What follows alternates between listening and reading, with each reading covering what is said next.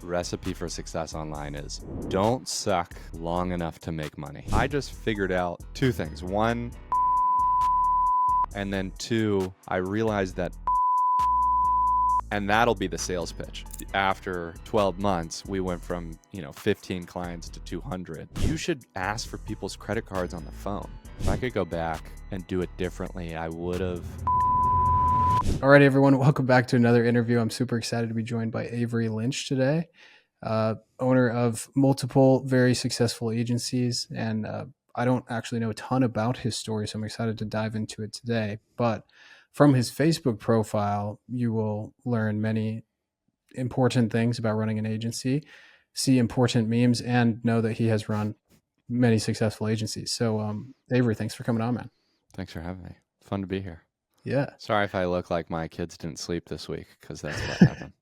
Before we get into today's episode, I'm super excited to share with you a little bit about one of our sponsors on the podcast today, Riverside. If you are a content creator or a podcaster and you're tired of your recordings with guests who sound like they're speaking with you through a tin can, then Riverside is for you. We've all been there. You're ready to do the interview. You've got your questions ready. Your guest is all set to go, and then your internet connection is unstable, message ruins the entire recording. With Riverside, you can get rid of those internet issues and choppy audio and have clean sounding recordings effortlessly. You see, the interesting thing about Riverside is that they record each part of the episode locally on that person's device, and then they upload it to the cloud, so you make sure not to miss anything, even if it's the other person's fault. And by the way, this episode was actually recorded on Riverside, so you can see the quality firsthand. But that's not all. Riverside's amazingly user-friendly interface is super easy to use, which allows you to spend less time troubleshooting technical difficulties and editing your podcast, and instead spend more time speaking with amazing guests and getting recognized for your valuable content. It can be used for podcasts, video interviews, video marketing, panel discussions, talking head presentations, and live broadcasting. And not only does it just record all of those things, it has a ton of other built-in features that make it a no-brainer for podcasting and video. Things like AI transcriptions, editing a video by removing text, AI clips, captions, and an awesome short-form video editor built right in. And they even recently came out with a feature that auto-edits the long silences out of your podcast to the perfect length. It really is your all-in-one online video and podcast studio. And if you need more convincing, Gary Vee, Guy Raz, and Ali Abdaal all use Riverside for their content and podcasts. But the very best part is that I've teamed up with them to get you guys 50% off any plan. And to get that discount, all you have to do is click the link below and enter the code It's Keaton at checkout. Thanks so much, Riverside, for sponsoring this episode. And with that said, let's get started. What you're getting to learn about. Yeah, exactly. 100%. Too close to home there. Yeah. So give us a background on Avery. We were just talking about your gap year after college. Maybe start there and talk about what led you to growing what was it, $600K a month agency? Yeah, we did. I left that agency's still going. But yeah, I left that back in March. I went to college. Mm-hmm. I've since I've kind of changed my opinions on college, but that's probably not for this conversation. I leave there. I traveled for a year. That was the best year of my life. We traveled. We were 3 months in Australia, 3 months through Europe, 3 months through the U.S., and then we spent a summer in D.C. living in a sorority house with 40 college kids, getting them internships on the Hill, and running a program there, which was really fun. And then finished that. Thought I wanted to be a financial advisor. We actually we share an office with a bunch of my older friends. They're like early 40s, late 30s. So about 12, 15 years older than me. Knew all of them and was like, okay, well, they're playing golf. They don't seem to work a lot. They're in nice houses. Like, I'll just be a financial advisor. Then that's kind of what I want to do. And then through that process, had an older friend who said, you should talk to my friend Adam, who's starting an accounting firm out of his basement. And I was like, who starts an accounting firm that isn't 90? And then B, who starts an accounting firm out of their basement?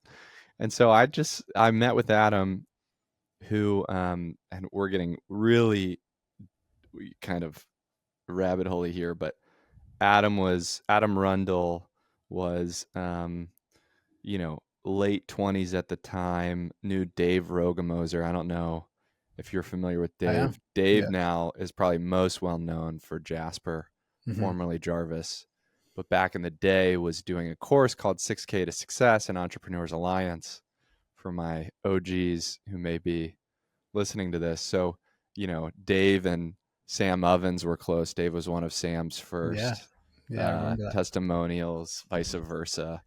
Um, and Dave had just saw that Adam knew finances and said, you should start accounting firms for marketing agencies. So I sit down with Adam and he kind of gives me the spiel. I came on to be a sales guy and I just said yes. The only reason he was hiring a sales guy, and this is quite funny, and we can get out of this rabbit hole.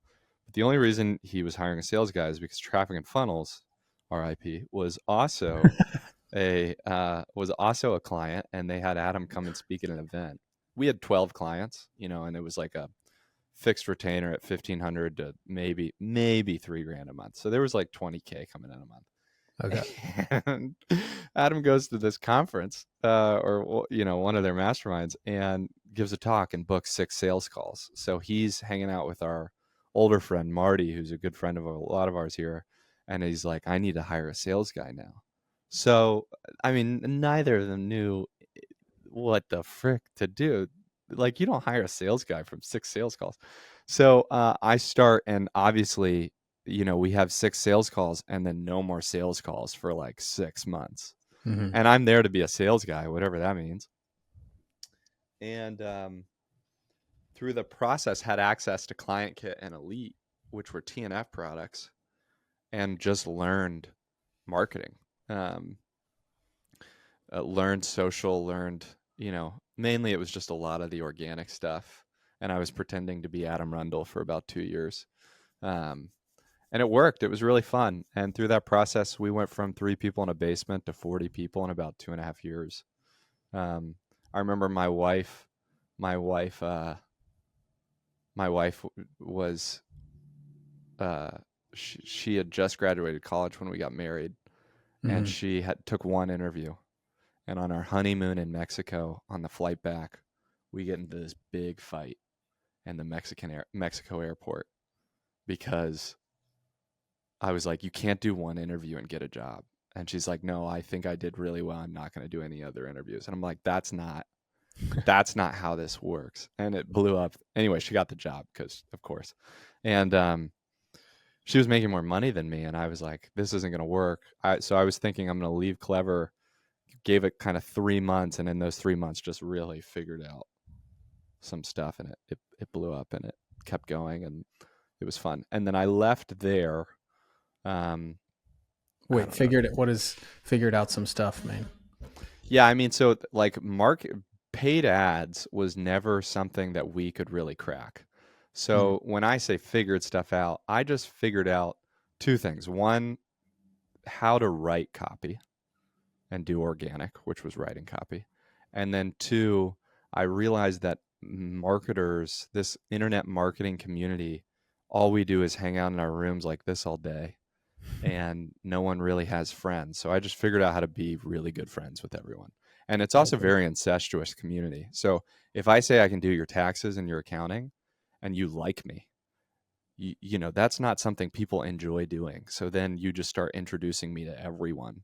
And then after, 12 months, we went from, 15 clients to 200 to, I don't know what we were at our max, but it was really rolling and growing, and was really fun. So that's what I mean by figured out. But it wasn't much marketing. It was like, yeah, I figured out the marketing piece and I figured out the sales piece. And it was also a lot of product focus on just taking care of people, frankly, just taxes and accounting no one wants to do. Yeah. And then that's really all it was. So then Adam and I ended up getting into a big fight, which now I feel like I could be a little bit more public about.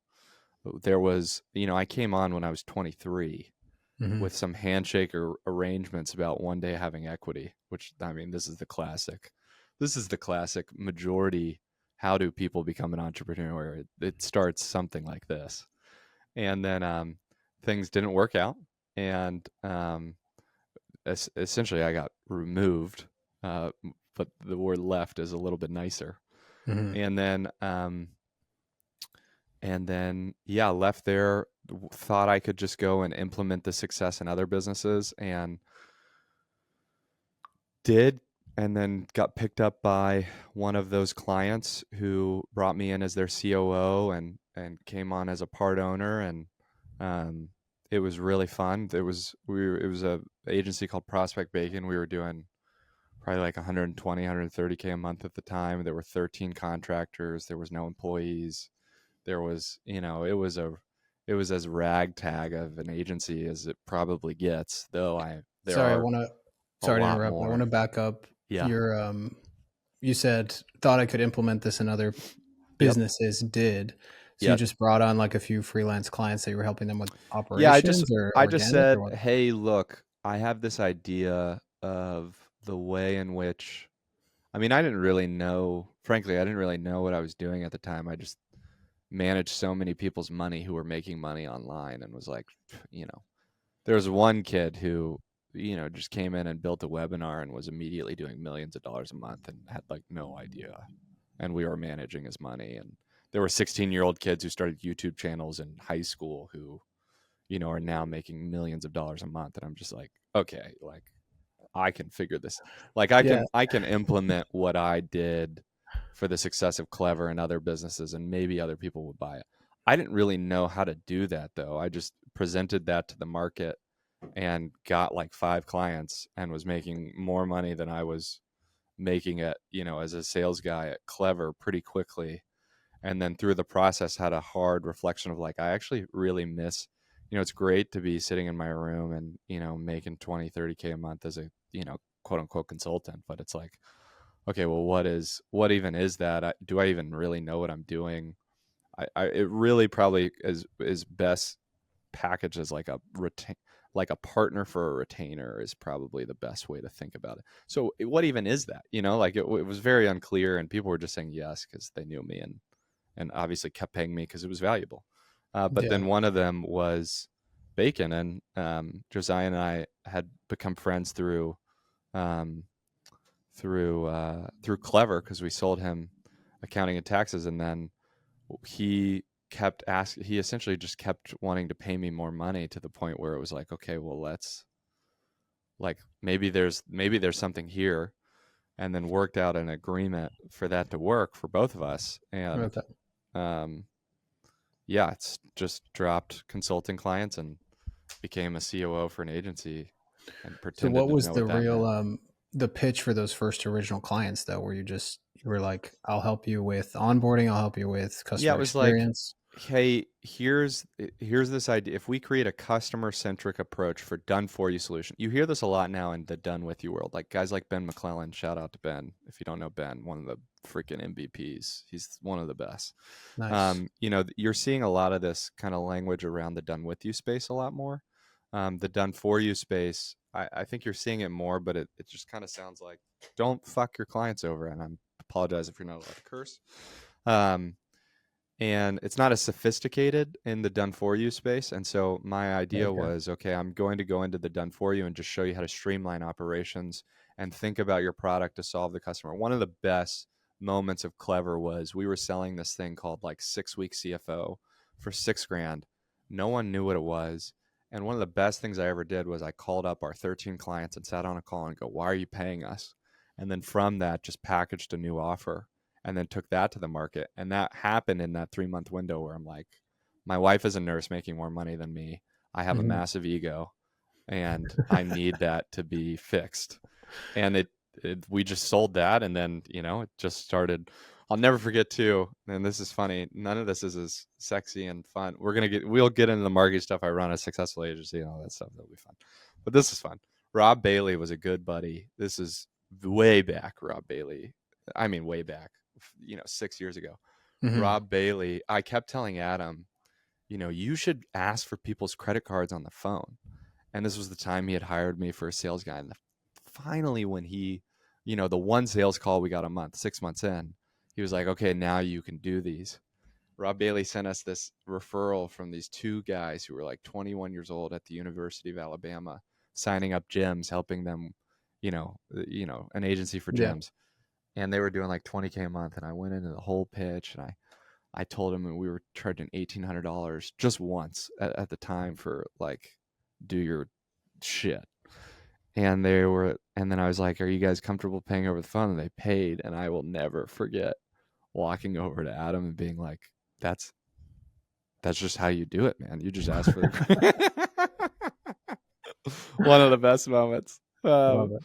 But I don't remember where we were, but yeah, that is. Hey guys, just jumping in here to give you a quick word on our sponsor HighLevel before we get back to the interview. If you don't know already, HighLevel is the top sales and marketing solution for any business, but particularly agency owners or anybody that needs a software product to resell to their existing customer base. It has everything you need to capture, nurture, and close leads for marketing clients. And the best part is HighLevel believes in not taxing the agencies on its platform, so you can get unlimited clients for one low flat monthly fee. The best features include a CRM, funnel, website and email builders, course hosting platform, robust marketing automation builder, a consolidated chat stream with WhatsApp, email, SMS, Instagram DMs, and Facebook DMs, reputation management, social media posting, tracking and analytics, and so much more. And as if that wasn't enough, HighLevel is fully white labeled, meaning that you can take the platform and put your own brand on the desktop and mobile app and resell it to your industry for whatever price you want. Essentially, what HighLevel has done is brought the bar for starting a software company way lower, so normal people like you and I can help our clients with an amazingly robust software without paying hundreds of thousands of dollars in development costs. I am not kidding when I say hands down, HighLevel is my favorite software of all time. It has been integral to my success with my agency. It helped me increase my clients' results and retention, and I use it every single day for my own business. And if you sign up for HighLevel today, not only will you get a 30-day free trial, which is not available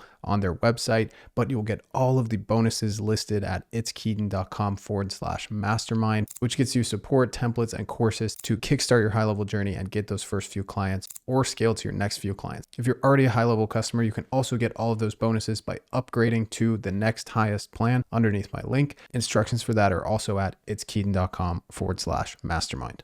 You, back to the 6-week CFO thing. Yeah. You created that product from interviewing your clients. Yeah, so And that was the asking them- original offer. We then interview all of our clients, realize Okay. we're totally misaligned. Came up with this thing called the Profit Accelerator. Sold it for nothing. Sold it for $1,800. People were very confused. I had one guy hang up on me and then call me back. He was like, "There's no way you're going to do all this for $1,800." He's like, "I thought you were a scam," so I immediately hung up. And I was like, I don't really know what we do. First of all, I'm just kind of here and selling people. But what was the difference in that product on the accounting side? People understood what they were buying. So like 6-week CFO was like, let me come into your business and show you how to grow it. No one wants to hear, if you want to know how to grow your agency, you're going to go to, at the time, you were going to go to Taylor Welch. You were going to go to, this was pre the majority, Nick Robbins. Mm-hmm. This is, trying to think of the other agency coaches at the time. Sam Robbins was actually big. Sam, yeah, you're going to go to those guys to learn how to grow your agency or your business. You're not going to go to your accountant. And so we were really thinking about it in the wrong way. And so we said, well, let's just sell compliance because you want peace of mind. And so we'll sell that and just call it something sexy. And then in that, we'll give you a call with a CFO where they show you how to actually think about your finances in your agency. And that'll be the sales pitch. And my upgrade it was probably 100% for the first 7 to 8 months. And then after that, it hung around 85 to 90%. And that was on a recurring either 500, 700, 1,000, all the way up to 5K to 20K to 50K a month that we would sell people on. And that was fun. But we realized we were trying to tell them, hey, like we can help. It's just, similar to, I think, a lot of the models you're seeing in the agency space right now, where it's like, onboarding fee plus performance. It's like that model doesn't work at scale. However, it's a great model that may be able to allow someone to cut their teeth and make the money they need in order to come in full time. So cool. Yeah. All right. So you leave and I'm still confused what the real pitch was to these first 5 clients. Yeah, I think there's a lot of value in like what was it you actually said to them? Well, I had known. Like I said, I figured out how to become people's friends. Mm-hmm. I was getting 20, 30 referrals a month, just from people in the online space. Got it. and was selling 15 to 20 of them every month. Like I had really just figured out how to become people's friends. And so when I said, hey, let me come and kind of do this thing in your business, which is let's figure out how to create a customer centric product on the done for you side and then build your operations around that, bring people in order to, we went from 3 people in Adam's basement to 40. So I kind of figured out the way in which to do that. And so that was really the pitch in Got it. different words. And they I just probably trusted said you. it better. But Yeah. they just trusted me. Like my Yeah. first 5 clients were just friends.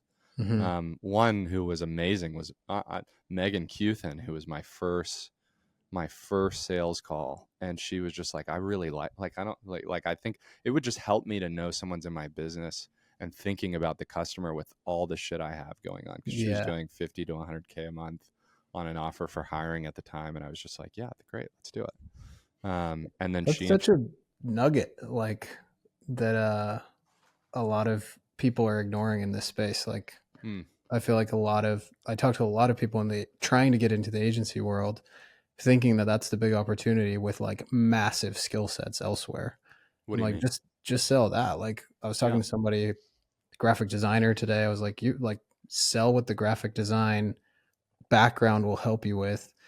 I'm trying to think what the other one. Oh yeah, somebody had been in video for 40 years and was trying to just do agency stuff, and I was yeah, like, do video, yeah, like do yeah, video. You're good at it, yeah, and that's that's a big nugget, especially if you're just naturally good at that kind of customer centric thing. yeah. It's not that hard, and people No, will pay a lot no. to have you Especially sing with for how them. decentralized and interconnected the internet space is. It's like, Yeah. just don't suck. I mean, Yes. that really, here's success. This is literally the recipe for success online is don't suck long enough to make money. Like You heard it here I've first. managed so many people's finances in this space. It Mhm. mind boggles me. I know who was lying. I know who was telling the truth. And then I also got to know the story of how it happened and seeing the historic, like the real nuts and bolts of it. And Yeah. I mean, it is don't suck for a long enough time. Referrals will eventually come in. If you suck at sales, hold on for a long time. And you get to decide whether or not you want to hold on. But if you Yeah. do, I mean, it doesn't not work. It's maybe a little harder now, but still doesn't not work. Yeah.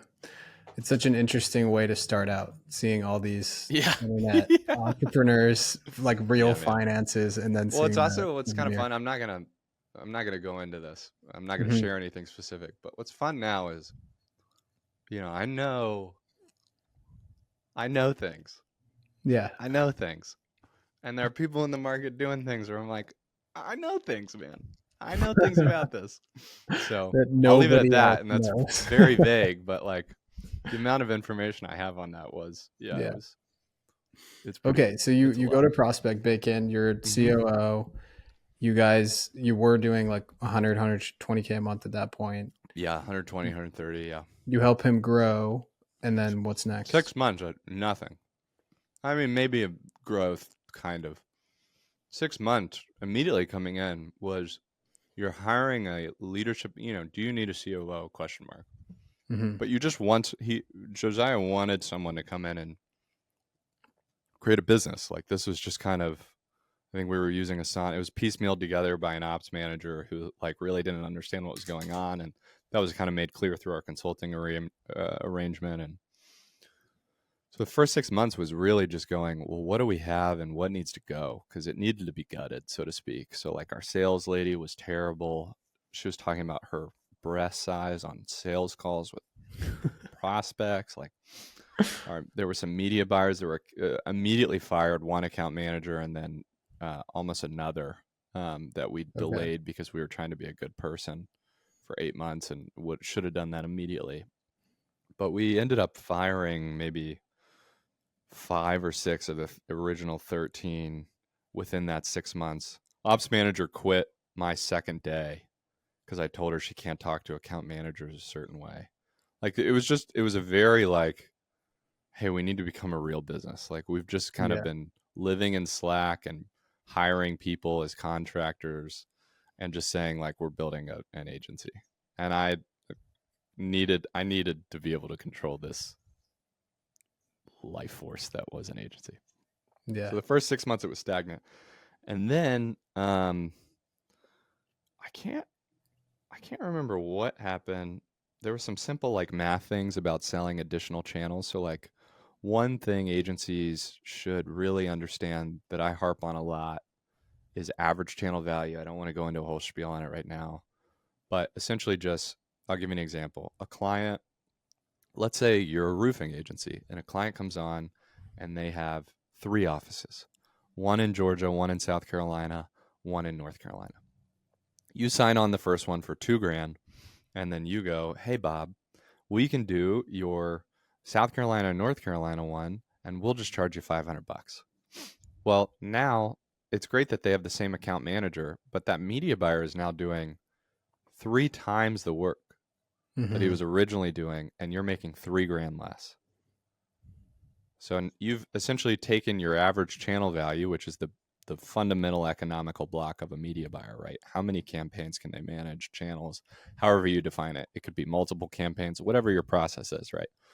How do we want to make sure we're protecting that average channel value and enabling it to be priced in a way that gives us the ability to grow, because then we can start actually hiring adequate people. We can have resources necessary to do cool shit, other stuff. And that's one of the big ones. Again, I understand, you got to cut your teeth and what have you, but that was really breaking us, because if you looked at the amount of clients we had and the amount of channels we had, if they were just priced appropriately, it would more than double our business. And so I was saying, okay, there's something really broken here. And so then we figured that out.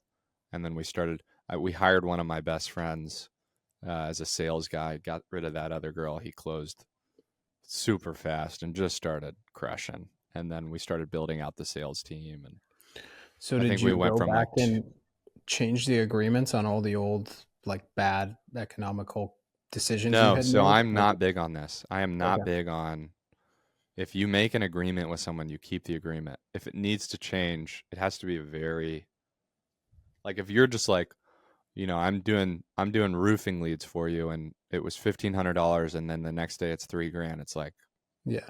I don't believe in that kind of approach with customers. Mm-hmm.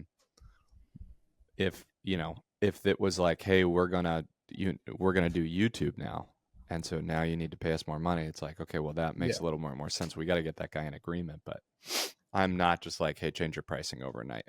Yeah. Legacy clients that come in should be protected for sure, Got it. because those are So typically the people who build your business too. 100%. Yeah, Yeah. they do.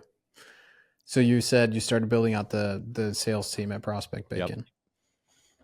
Yeah. And what was next? Sales. So if I could go back, and I used to tell this to the media buyers, if I could go back and do it differently, I would have spent all of the time on the front end with the media buying team. I hung out where I was comfortable. Like I said, my marketing background, advertising, marketing, it was just writing copy, and it was just doing organic. It wasn't paid media. Like it wasn't any of the nuts and bolts of what an agency really is. And so I hung out where I was comfortable, which was operationally. So account management, operations, tech, go high level stuff, just the business management. And then that got to, we started growing a lot. We doubled. I think we had doubled by my 6-month mark. I can't remember. Frankly, we were growing really fast. And then we were just hiring a ton of people. And then it was around that summer. It was around that summer, I think. Was that the summer? I can't remember if that was the summer we got hacked or what, but it was around that summer that I started realizing, okay, what is a marketing agency? And if you really think about it, a marketing agency is the funnels, it's the copy, and it's the creative, right? That really at the core of what a marketing agency is, it's that. And what a lot of agencies lose is they get to, $50K a month. And if they have the propensity to be able to become a business owner, right? They're removing their marketing hat. and they have to. And we don't have the resources really necessary to bring in a sharp enough human to be able to innovate. We're just kind of maintaining whatever processes were built.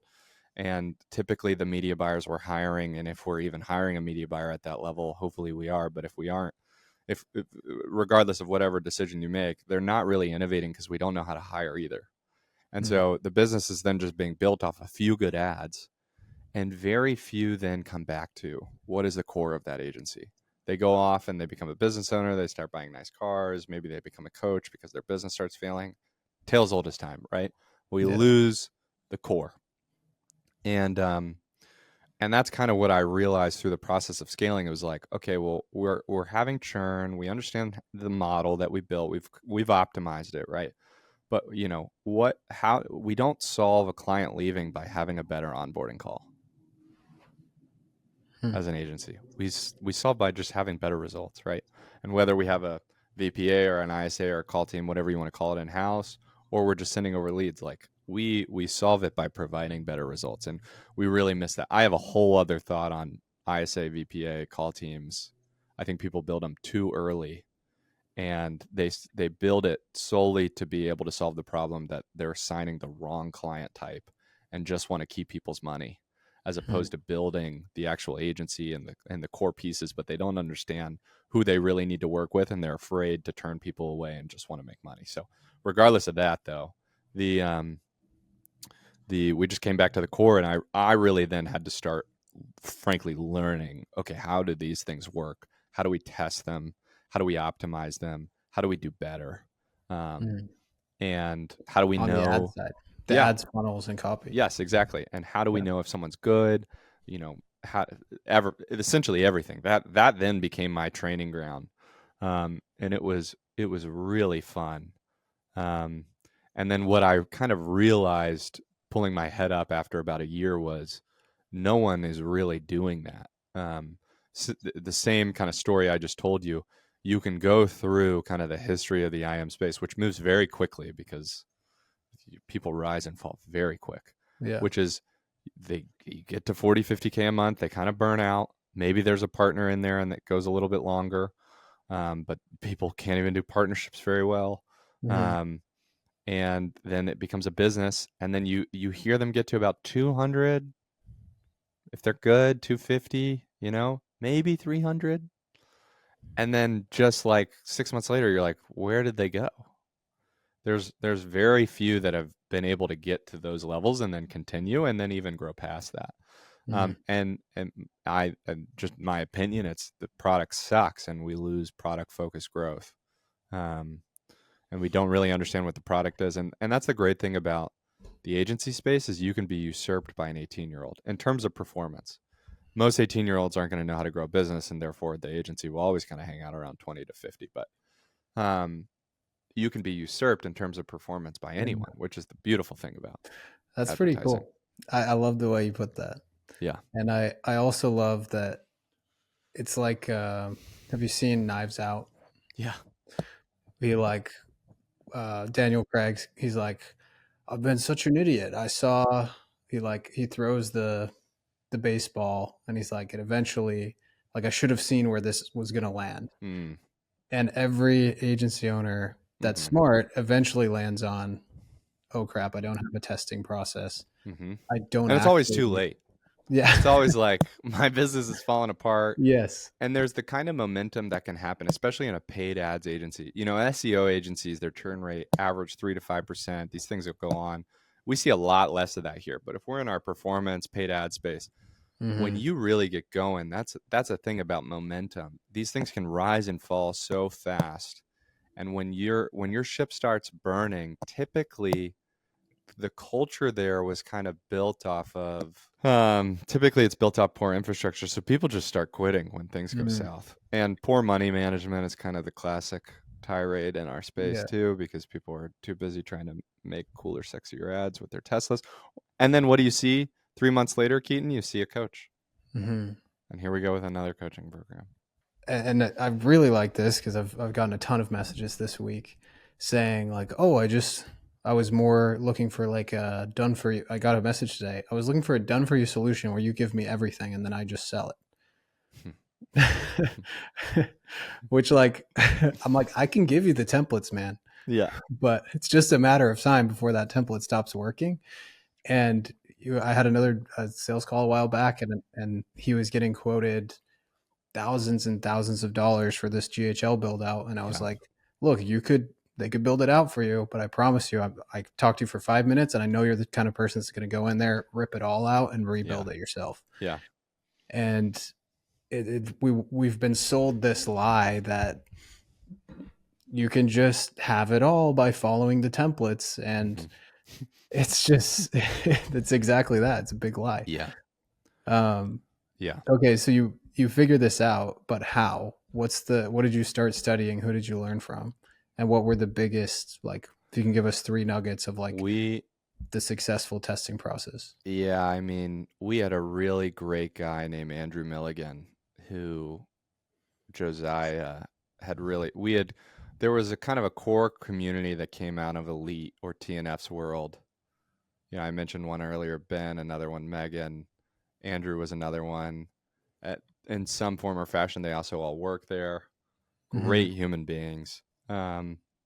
Andrew was really great at copy, and so he was a really important piece in terms of just weekly we would have copywriting sessions where we're writing new ads, and that was really helpful. Just because that's the pit. And it didn't even matter if Andrew was helpful. It was just the process of doing that together and peer reviewing, and then going Mm-hmm. figuring out a good process to then test it Yes. and then get feedback from actual data. So that was one. I would say another one was really understanding what CRO is and for funnels, and understanding how to set up a good test and what statistical significance is, and how to think about it's. I mean, we could just harp on stat sig for hours, which is I love when people go in and post these screenshots of their A/B tests on their funnels, and they're like, you know, this one had 30 page views and 6 opt-ins. This one had 30 page views and 1 opt-in.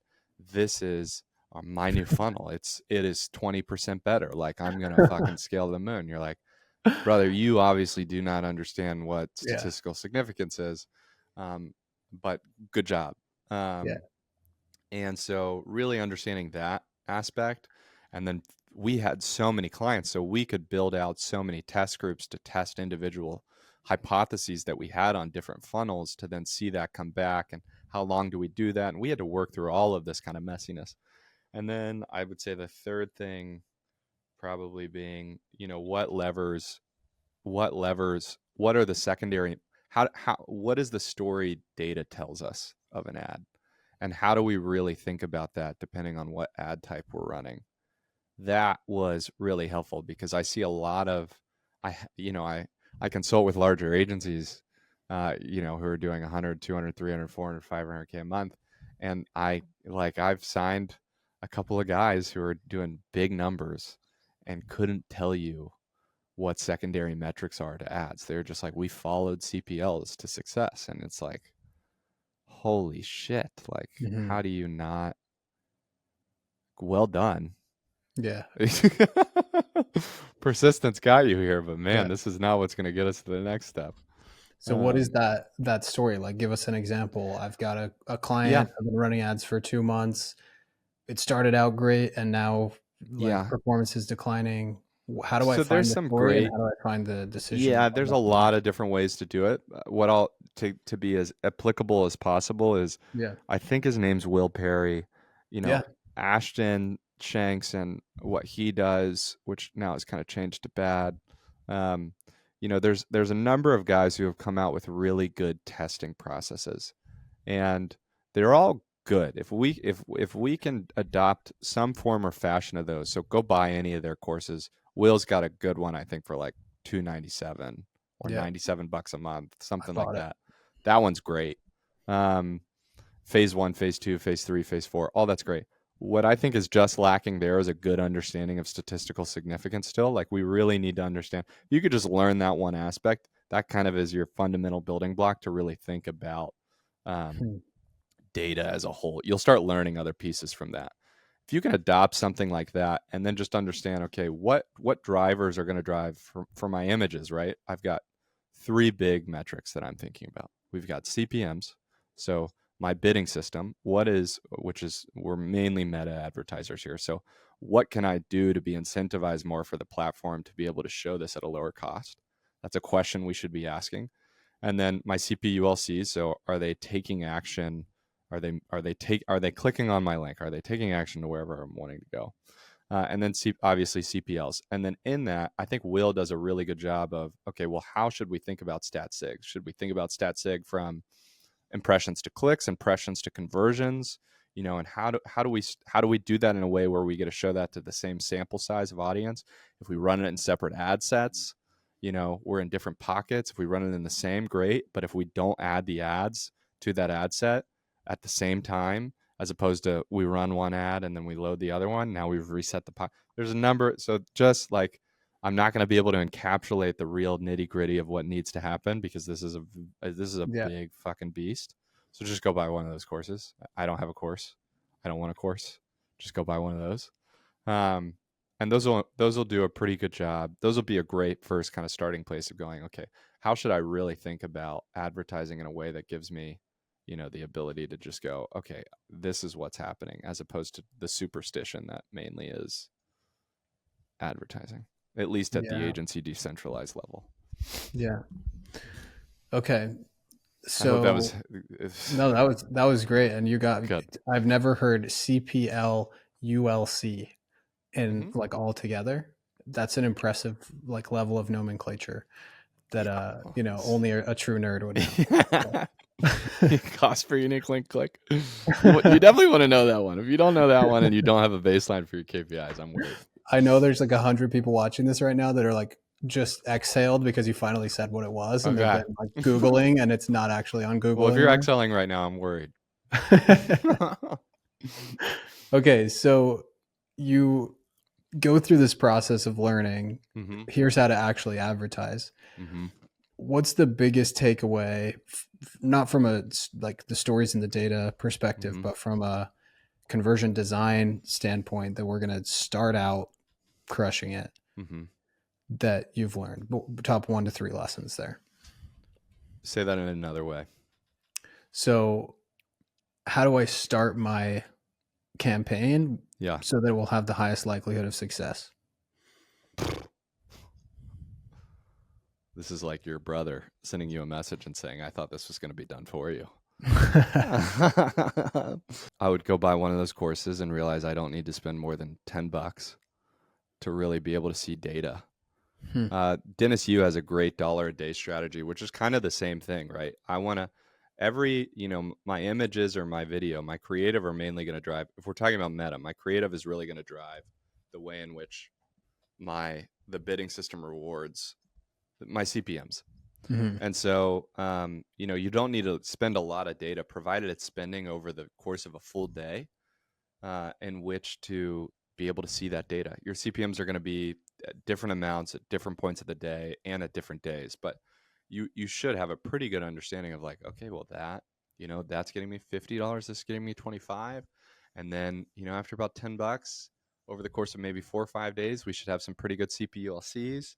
If I understand my opt-in rate, which you probably don't at that point, so fucking just swipe someone's. Go to ads library, find an ad that you think works, take a sentence out of that ad, put it back into the ad library. If it's showing up again, it's probably an agency, and that's probably agency copy.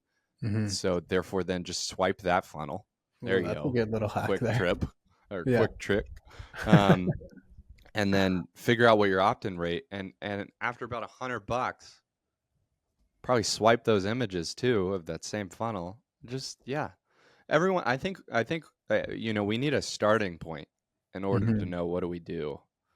And I it's unfortunate, but it's true. I think don't steal people's ads, but we do need a starting point. So it's great. Let's take $10 and see what kind of data we get. See if this is worth our time. That's the way I would kind of operate if you know nothing. I see. So if you're launching a new angle, it's different when you know what you're doing. Like if you're launching a new angle, that's different from your first angle. Mm-hmm. So like a new angle, hopefully you have some understanding. You'll have some KPIs, and now maybe I've poked your tickled your gizzle a little bit here to go and start learning what secondary metrics are. Yeah. I don't know why that took so long to get out of my mouth, but the once you have an understanding of what is working, you can then compare that to what you're doing and then Okay. work off that. It's Love that. sequential. It's I think it's superstition plagues our space. Your pocket theory is probably the biggest, and that it's like this ad didn't work and then I duplicated it and now it's working. It's like, okay, just simple understanding of what data is. You're gonna have different performance if your audience is 1 million people and you're spending $25 a day. It's like, welcome, this is Pocket Theory 101. So I hope that's helpful. No, that's great. I love that.